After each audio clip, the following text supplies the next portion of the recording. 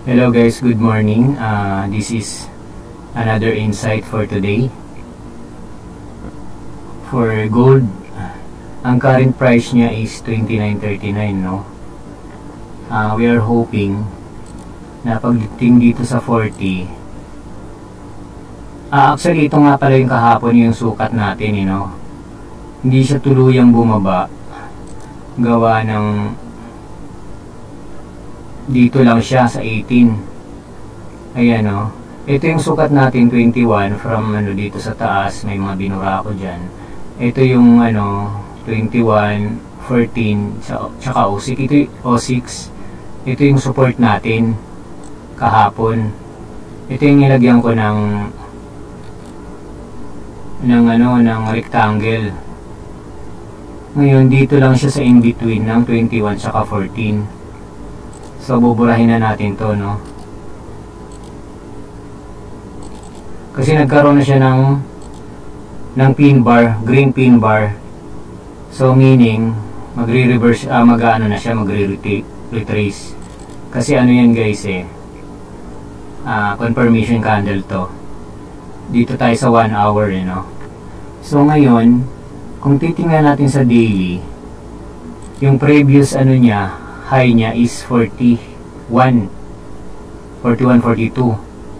So, hoping na siya dito, i-respect niya to. Itong 41, 42, 41, 42. Tapos ito yung new high niya, di ba? Yung kahapon, sabi ko magkakaroon ng new high, which was 29.47. Ngayon, since hindi siya tumuloy kahapon guys, nagkaroon siya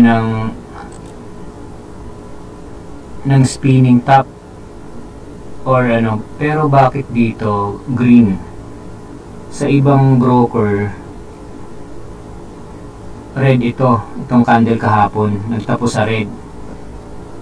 So ganun pa man, dito kasi green, ganun pa man, titingnan natin kung mabe-break niya itong 42 until 47.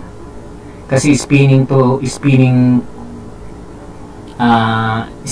candle to, indecision. So maaring pataas siya or pababa. Pero as of now, mula nung nag-open, inuna niya itong taas. Ayan, dito lang yung pinakababa niya sa 29.30.15. Tapos tumaas na siya. So, we are hoping guys na i-respect niya itong next level, itong previous high, bago mag-new high. So, 41, baka retrace muna siya. 42, 41, 42. Kung titingnan natin dito sa 15, ayan wala pa siya sa nasa 41 pa lang siya. So, 42, actually 41 lang pala talaga. Ayan ito yung dulo. Ito yung dulo guys. So almost na reach niya na.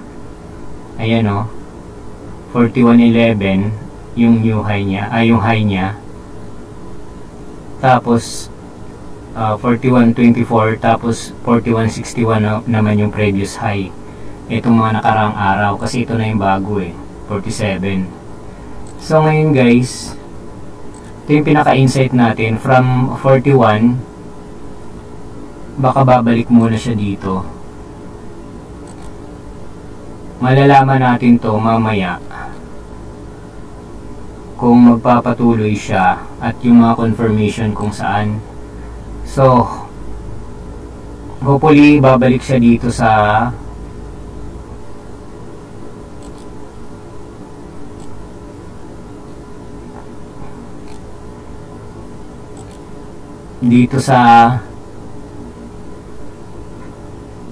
alam ko tutuloy pa to pero magre-retrace muna siya dito dyan sa 2936 tsaka dito sa 618 61.8 na ito yung golden level of retracement.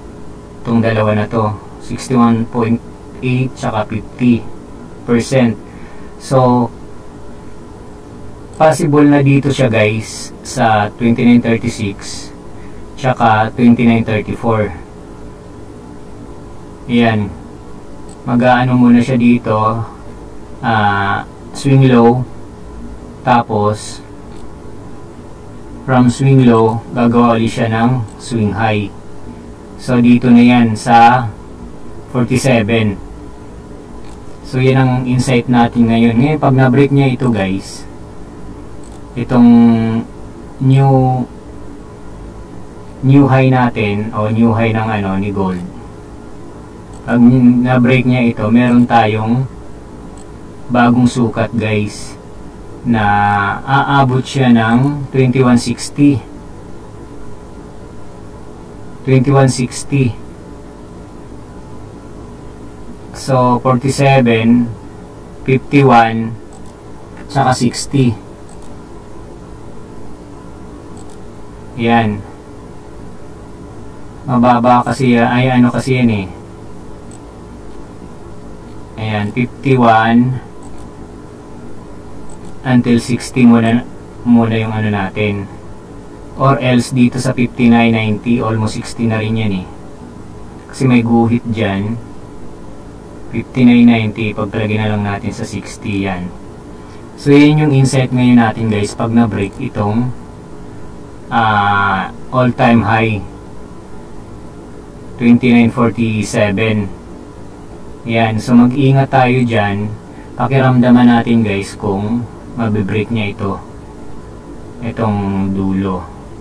So pag na-break niya yan 29.47, 29.51, baka dyan muna siya kasi mamaya may news, unemployment. So possible yan dito siya, tataas siya, tapos baka bagsak yan mamaya. So titingnan pa rin natin kung ano mangyayari. Hindi kasi natin mauobliga si gold kung ano talaga yung goal niya on that day. So yun na lang muna guys, no. Ingat kayo dito sa pagsisell. Kasi ito lang yung support natin, 29.36 until 34. Ngayon, pag na-break niya ito guys, halimbawa, no, hindi niya na-break ito pataas, itong 41. Ingatan niyo itong 41. Pero pag titingnan natin sa 1, tutuloy pa siya. Kasi, kalbo yung baba niya, so meaning to say, hindi siya babalik. Ayan. So, papunta siya dito sa all-time high. So, ngayon, pag na-break niya itong 41. Ngayon, pag hindi, dito yan ang bagsak. Pag na-break niya itong dalawang support natin, 36 tsaka 34, so, possible yan, guys. From here, baba yan. Dito sa, ano natin kahapon, sa 15 tsaka 29.06. Ayan.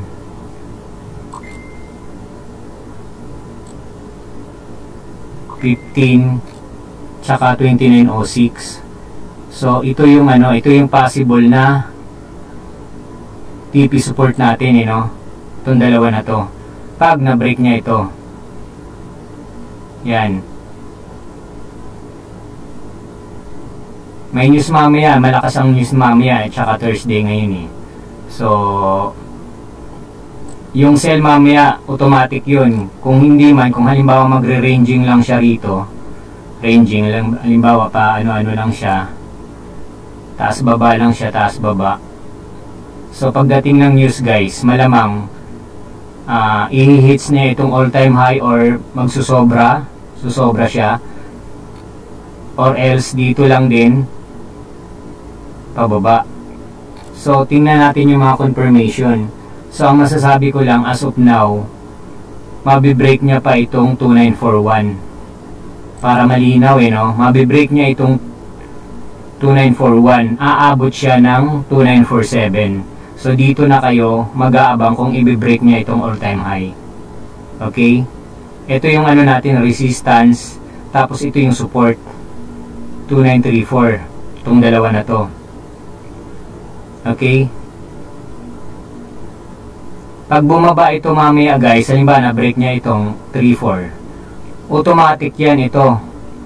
Ito.